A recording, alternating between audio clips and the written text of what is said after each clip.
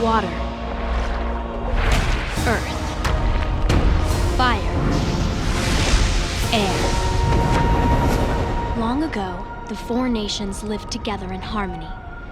Then, everything changed when the Fire Nation attacked. Only the Avatar, master of all four elements, could stop them. But when the world needed him most, he vanished. 100 years passed and my brother and I discovered the new Avatar, an airbender named Aang. And although his airbending skills are great, he has a lot to learn before he's ready to save anyone. But I believe Aang can save the world.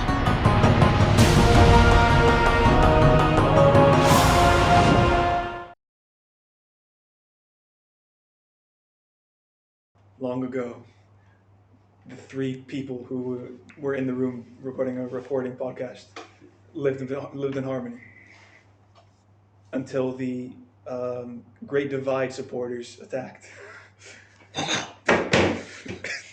Okay, so today, Emil, Rutik, and I, Tristan, are going to be ranking, hopefully, all episodes of the animated cartoon Avatar: Last Airbender.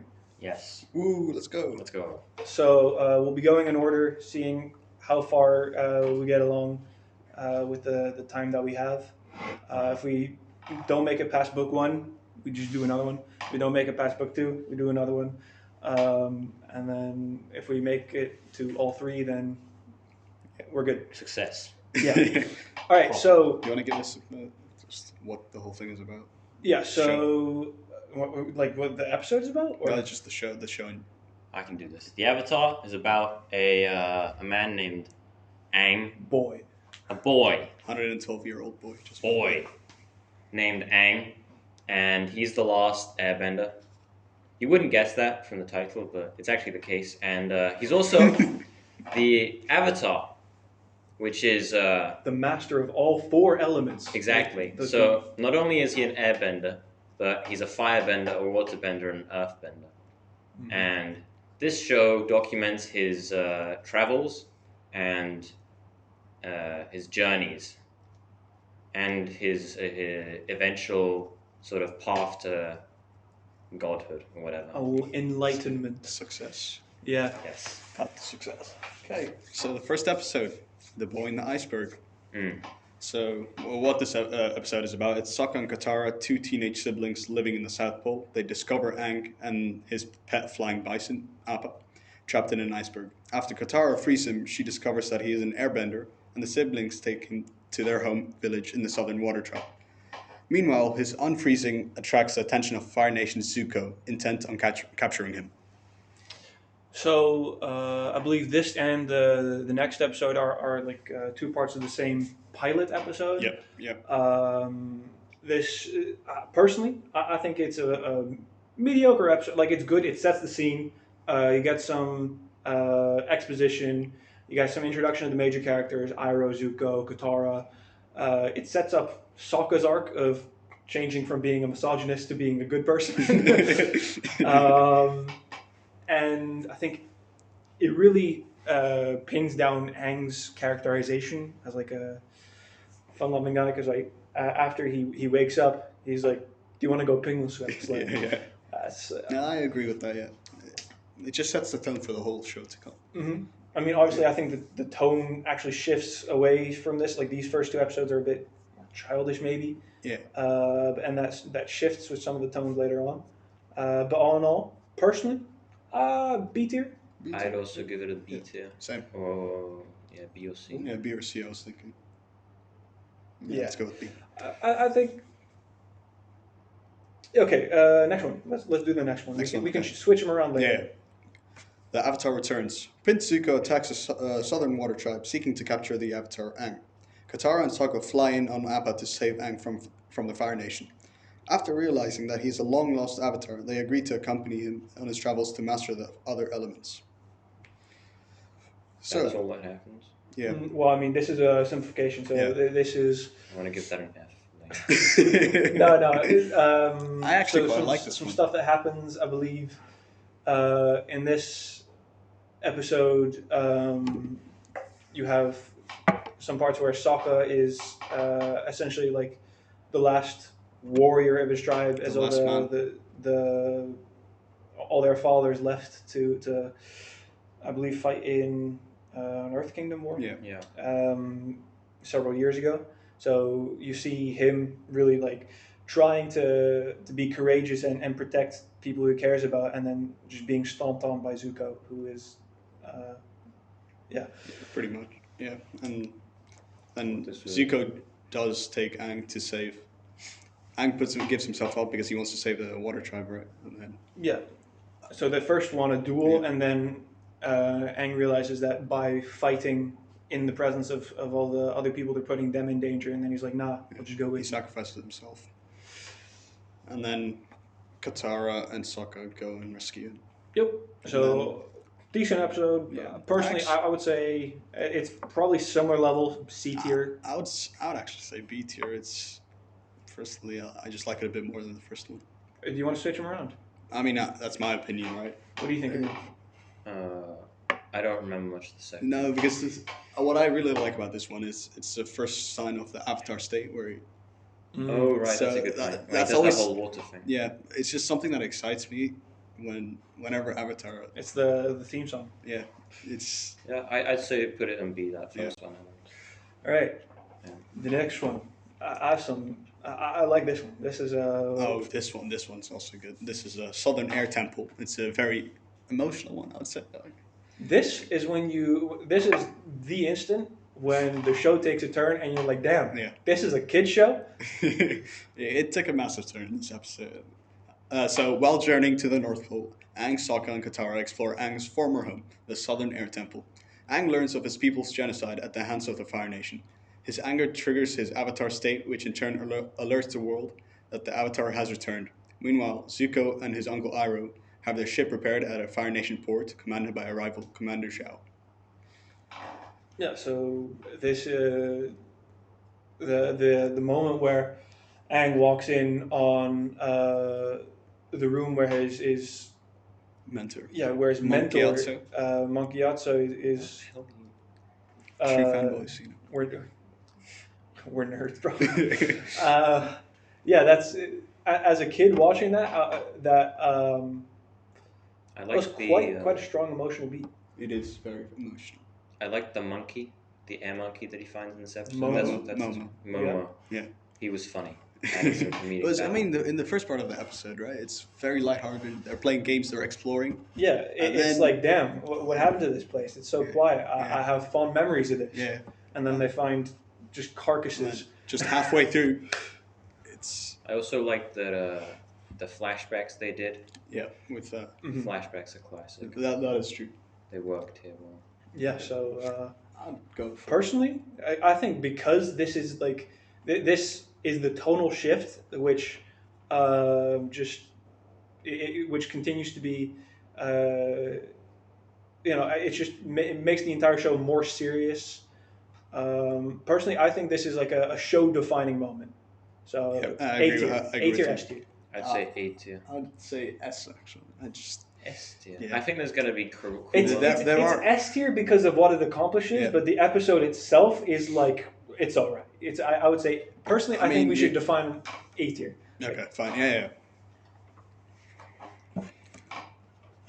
Next one. Next one, I actually quite like this. It's a fun little episode. The Wow, Warriors isn't it? of Kyoshi. So Oh, as that's the girl warriors Yeah. when they beat Mhm. up Yeah, Sokka. it's- Yep. As Aang and his friends begin crossing the expansive Earth Kingdom, they are captured by the female warriors of Kyoshi Island. Sokka is trained by the Kyoshi warriors, while Aang lets the villagers' reverence go to his head. Zuko finds out that Aang is on Kyoshi Island. He attacks the village, and Aang and his friends escape on Appa. I thought this was pretty good because you got some character development for Sokka. He actually learned some combat, Yeah, which is really important. and he And he to learns accept- respect. to respect women. You know. Yeah, I think, this is to me a very nice episode because it also sets up the sort of storytelling that's in the settings. It's not just what happens on screen. It's just the context of it's Kyoshi Island, and there's a tribe of non-bender warriors who still in honor of the of one of the previous avatars who essentially allowed their people to be free from conquest, that they still honor them. I think that type of lore essentially is great world building, Yeah, it does. which Avatar is known for. That is true, and it also I like the part about where Aang lets his fame kind of get into his head. Yeah, he's a flawed human being. He's a child. Yeah, that shows the world that he's not the one who's going to solve everything. Right? Mhm. He's still a child. Yeah, A tier. agree. Yeah, I do. Sounds good. I see Boomy. S tier. This This is a fun episode. it was very fun, and it's got a nice twist ending too. It's something Well, you could see it coming. you could see it coming, but for some people might Mhm. it was a twist. While in Amashu, Aang and the gang accidentally destroy parts of the city on a joyride on the city's mail system. The king of Amashu challenges Aang to the 3 tasks that require creative thinking before allowing Aang and his friends to leave the city. The mail system is in another one of those world building things. Yeah. It's like what would a world with actual earthbenders look like? What would they use to make technological advancements? I think this type of I think intricacies. it's kind of crazy what you took something so modern and you make it more applicable to the times that they are in, and Yeah, yeah. it's in terms of world building for Omashu, love it. I love the city, bro. The animations. In terms of Boomy, a little predictable. Yeah. Also, still kind of like psychotic that he's like, oh yeah, I'm gonna kill all your friends, and then it turns out, oh no, it's just sugar. it's a nice, funny character. You know, it takes Mhm. a serious note every now and then off the show. Yeah. So, B tier. Yeah, B. I feel comfortable. B would be good. Emil, I see you looking. You don't like it as much, I think you said What? S tier first. or S you're like, tier. oh, you said S tier, yeah. Always rep Boomy, but I'll go with B tier. Boomy and later White Lotus parts. That's when the Boomy White shines. Lotus.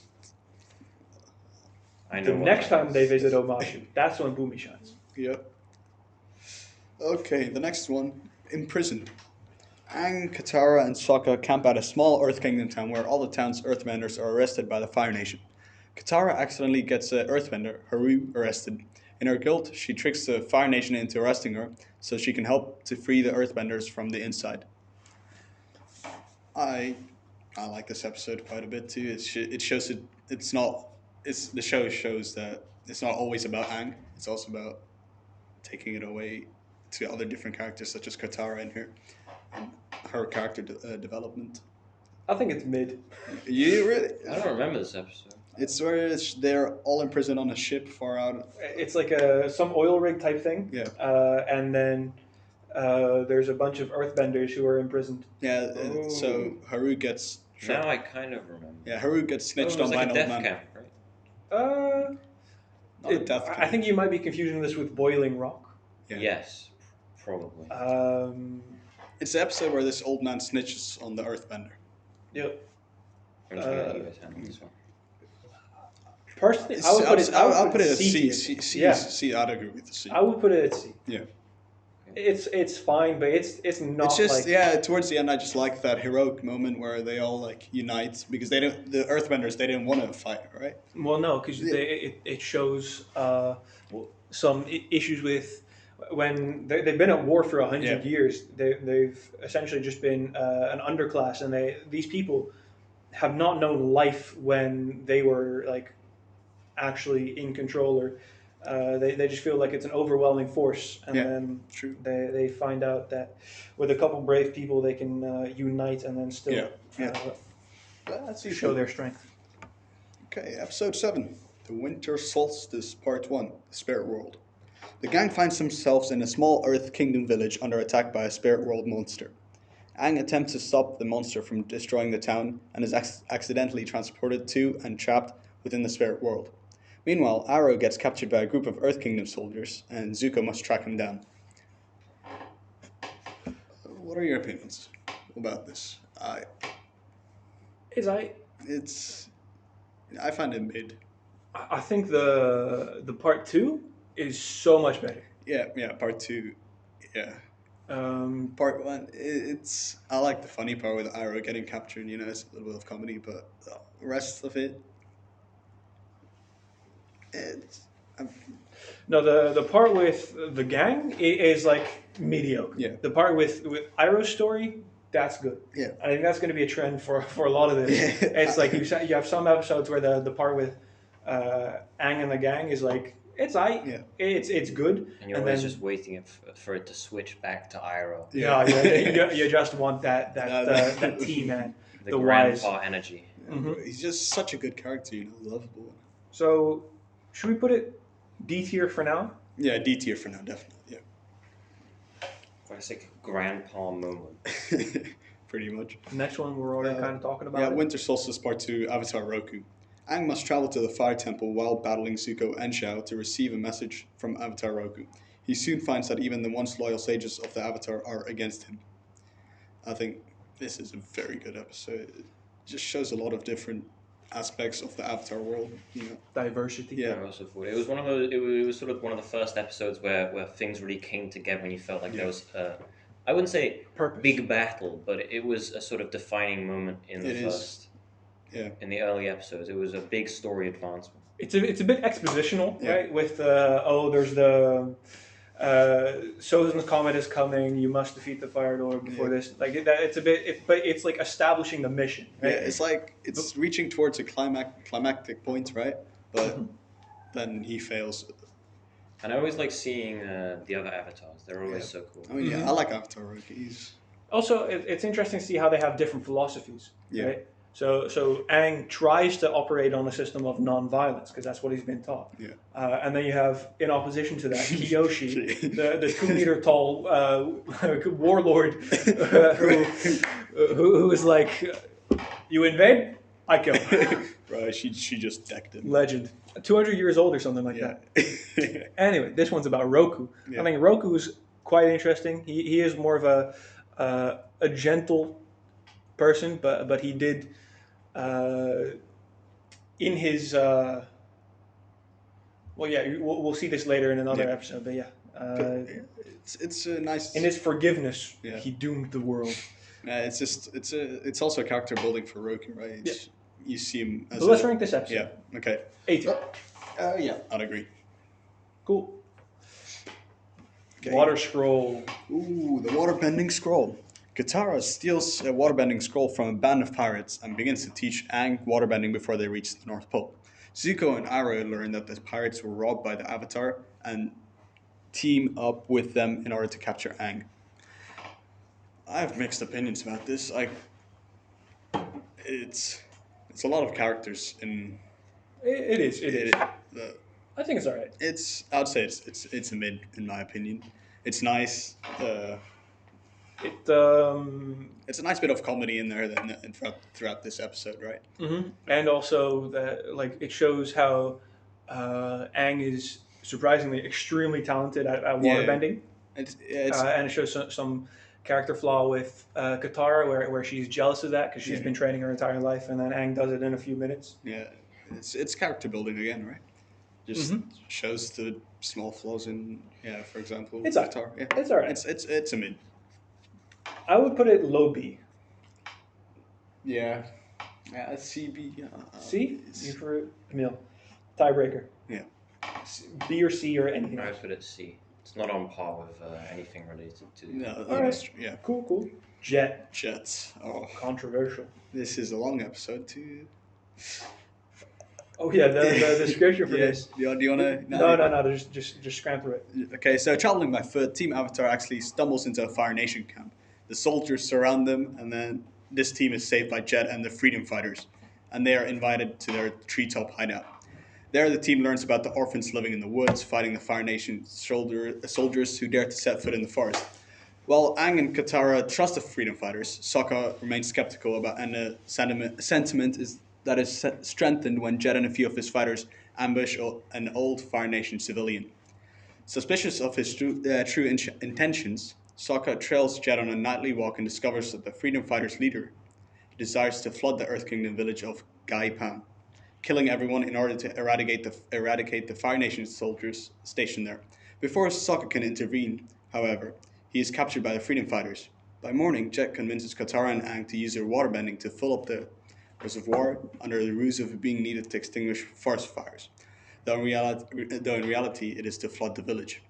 After they are done, they discover Jet's true intentions, and although they manage to incapacitate him in the battle, they fail to stop the freedom fighters from blowing up the dam and flooding Gaipan. However, Sokka managed to escape and warn the villagers, evacuating them all to safety. I liked this one. I thought it was a bit cliche, to be honest, and it was pretty predictable that something was going to be wrong. Yeah, it sounds too good to be true, right? But I did enjoy it. I think Sokka's detective arc in this is really good. Yeah.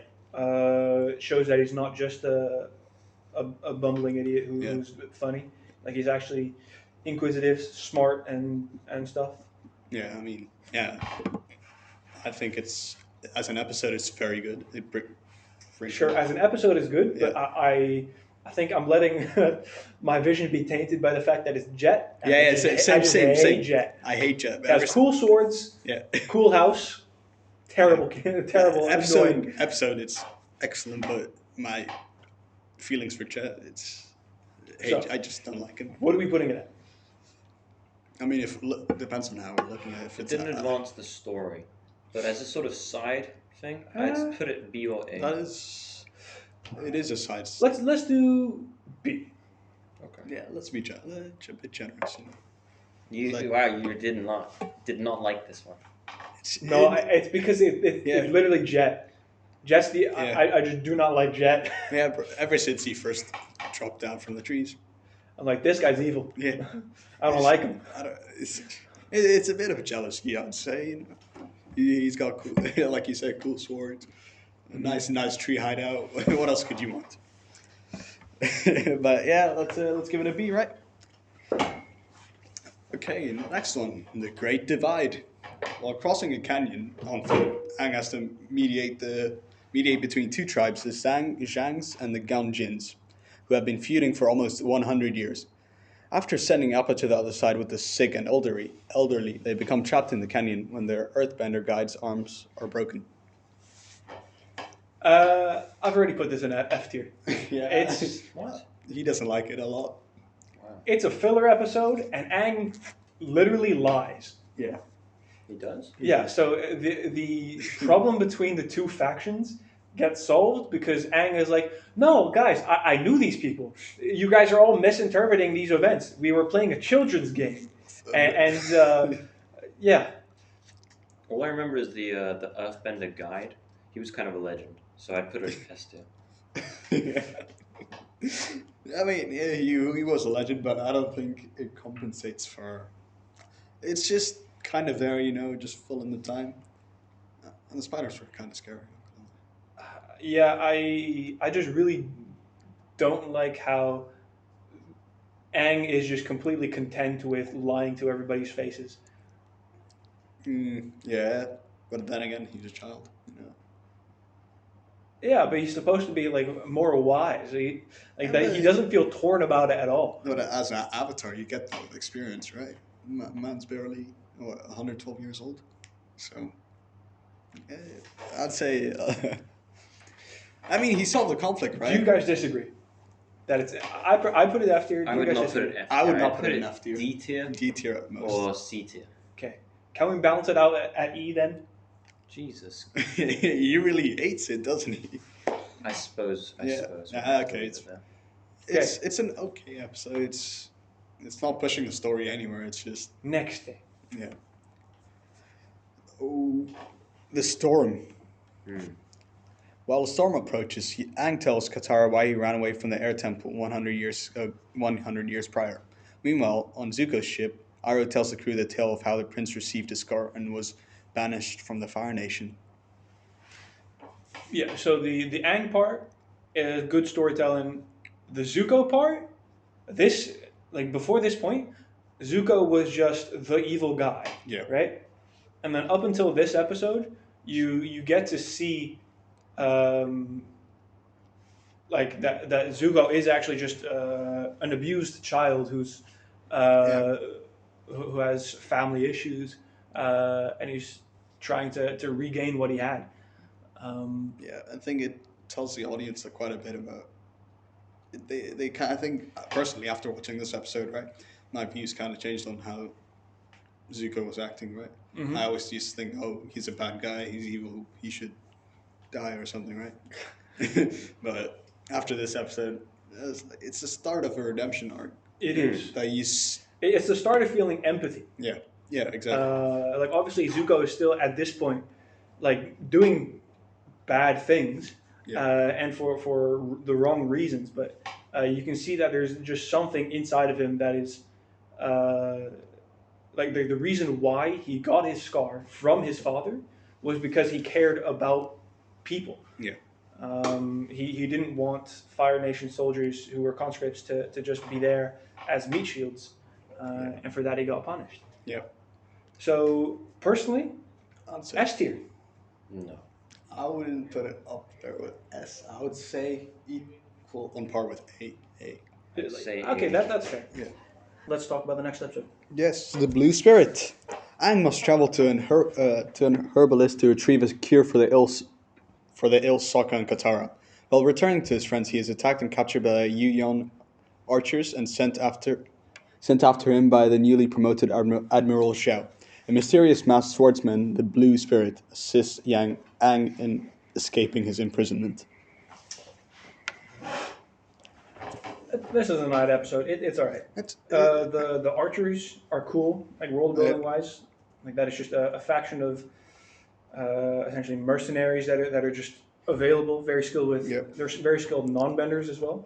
So just like the Kyoshi warriors who are non-bending warriors, these archers are also still extremely formidable foes, even though they're non-benders, which is cool to see that it's not just all about benders. But Blue Spirit's cool.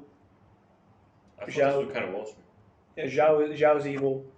Good episode. And I really like this episode, actually. I like the Blue Spirit. quite a Yeah, bit. same. Yeah. The spirit was just kind of badass.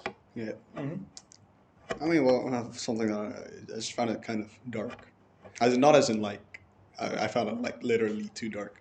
Mm-hmm. Oh, as in like look at this thumbnail. Yeah, exactly. It should because it all takes place at like nighttime. Yeah, exactly. basically. I just that's the only bad thing I would say about In it. this one, there's also the side plot of Momo Yeah. getting like frogs and stuff. Yes, that's a good one. Wonderful. It's just so it's a good contrast, you know. It's a good super serious heist mission with It's a Blue good balance. Spirit, epic, Yeah. and then it's just Sokka on some cactus juice stuff before the cactus juice, and then It's a good A, balance. B. What are we saying? I'd definitely say Yeah, somewhere there. Let's go. All right. Next one. Fortune teller. Fortune teller. Katara convinces Sokka and Aang to travel to a village after hearing of a fortune teller named Aunt Wu who resides there. Aang and Katara become excited when the fortune teller predicts their love lives. Sokka, however, doubts Aunt Wu's predictions and is proven correct when the volcano she predicted would not destroy the town becomes active. I'd say it's a mid tier, right? I mean, it's kind of slow paced in the start. I find, but when the volcano thing happens, I like that part. Yeah, and that's I found it funny that Aang fights a volcano just like Roku, Yeah, it is quite. and Aang just wins casually. Yeah. I mean, obviously it's like less of a violent volcano or something, Yeah, yeah. but still, he's like just vibing. It's because they didn't show Avatar Roku fighting the volcano already, did they? I don't think they. No, Yeah, that so happens it's later. Let's see, foreshadowing. where does it happen?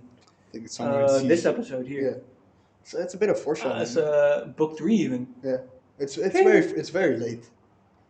Yeah, but okay, it's a mid. It's all right. It's a mid. You know that one character who has a crush on Aang? Yeah, the niece of the Aunt Wu, right? Or something. Well, she's It's a fangirl moment. Anyway, where are we placing it? A. Say B or C too. I'd say C. I'd say It's C. on the level of the prison thing. Yeah. Next one, Bato of the Water Tribe. That's that one, right? Yeah. Sokka and Katara meet Bato, a warrior from the Southern Water Tribe, at an abbey. When Aang overhears that Sokka and Katara are excited over the prospect of reuniting with their father, he hides a map leading to their father's location. Meanwhile, Zuko, using Katara's necklace, hires a bounty hunter named June to track down Aang. June's cool. Yeah. Aang stealing the scroll or hiding it is not dope, but it's this time when he's like lying and doing stuff that he sort of realizes is wrong. He at least like acknowledges it, and he feels resentment he feels remorse. Sorry. Yeah. And he's still like it's just more character flaws that he ends up working on and working through, which is actually all right. Yeah. For me, I did sympathize with Aang. He doesn't want to lose his two close friends, right? The only thing he has at that point is his people were genocided. Yeah, exactly. I kind of understand why he would have done it, Yeah. So I feel like there's not that much to say about this episode, to be honest. It's a C or a B. I would say D. D? D, to be honest. Yeah. It's fine. Yeah. Okay. If it's fine, we should put it C. Yeah. C too. I'd say I'll go with a C. Yeah. Cool. C it is. Next one. Which one is this? The Deserter. Ooh. That's Zhong. yes. After being chased out of a Fire Nation festival, Aang, Sokka, and Katara encounter a group of Fire Nation deserters, led by a firebending master and ex-admiral Zhong. After realizing this could be his only chance to learn firebending, Aang, with the help of Avatar Roku's spirit, convinces Zhong to teach him firebending. Meanwhile, Admiral Zhao continues his chase for the Avatar. I thought the firebending master was just absolutely badass. Zhong is epic. All of the masters. All the White Lotus. Lotus. It's phenomenal. Yeah. I think it's also good how Zhong is like. He's like you aren't ready. He's not just dope. I'll teach you. Like he has massive respect for specifically Roku. And also for the he's a wise man, knows about the Avatar cycle and like learning the elements, and then it truly shows himself to be a master of fire, saying that it like without so water, when it's not being bent, a rock doesn't throw itself when it's not being bent, but fire without bending can burn down a forest, ruin the world. So it needs someone who is like strong, steadfast, but also able to be dynamic like water and rock and earth, to be able to actually control the fire.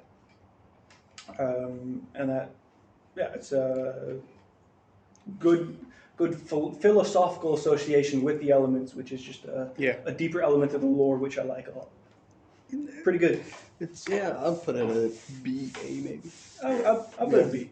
It was a bit unsatisfying in the end to see him fail, but it was also expected. Yeah. No, that's a good point. Yeah. It's always going to be unsatisfying when you see someone fail. No, he does succeed in firebending. It's just that he doesn't control it, and he ends up hurting the people he cares about. Yeah, that part. Yeah.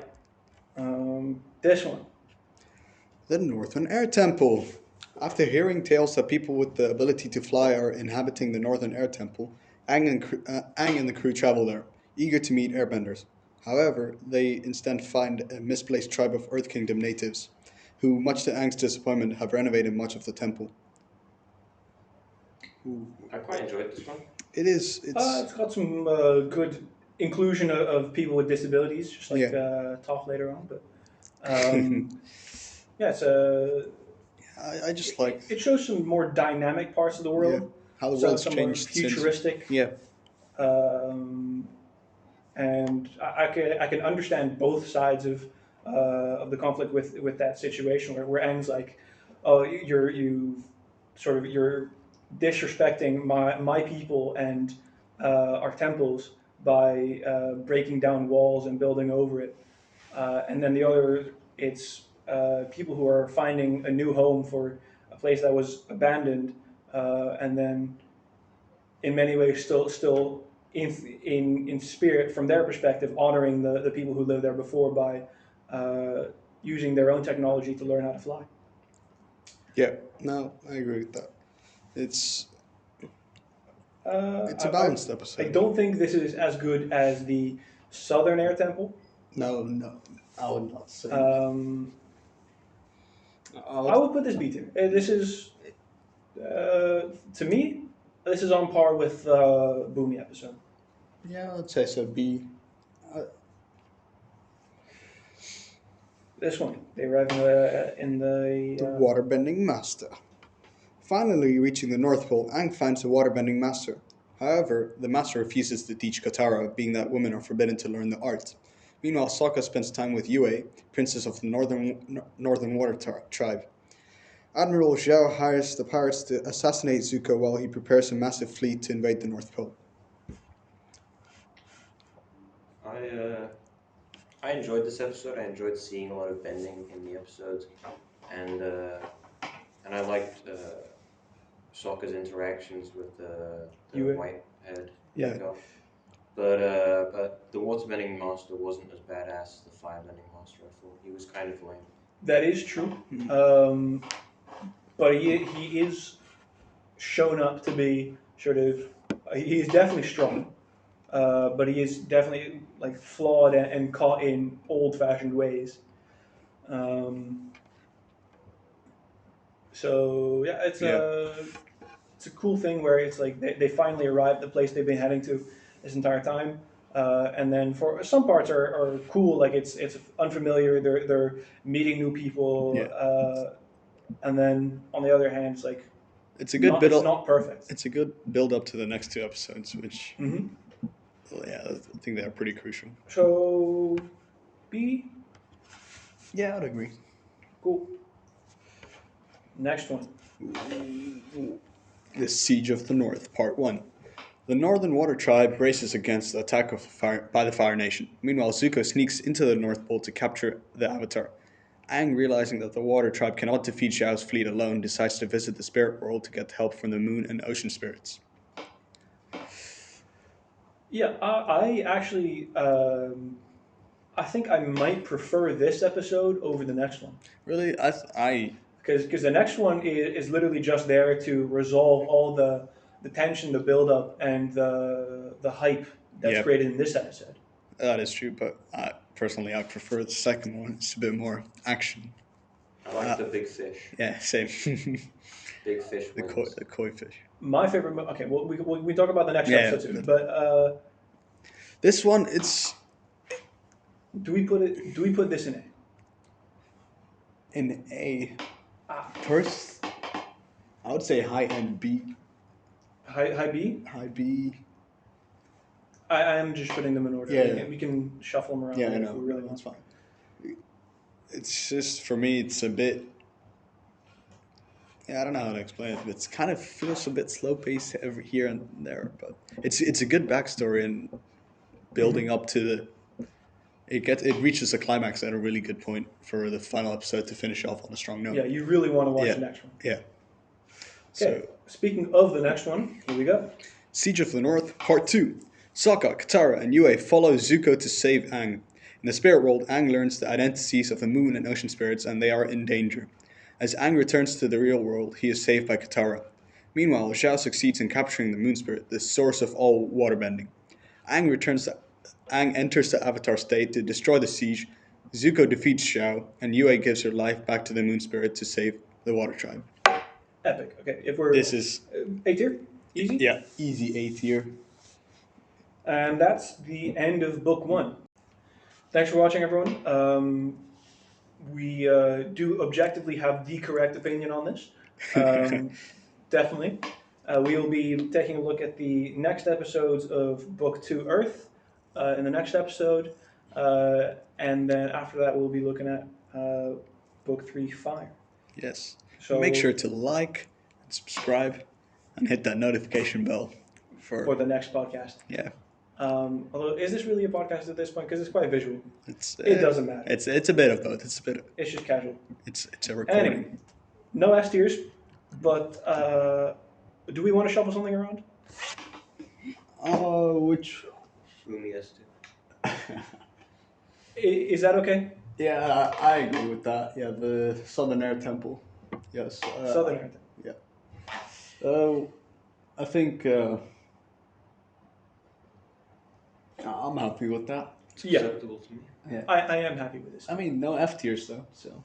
Well, depending on your opinion. But yeah. Yeah, Okay.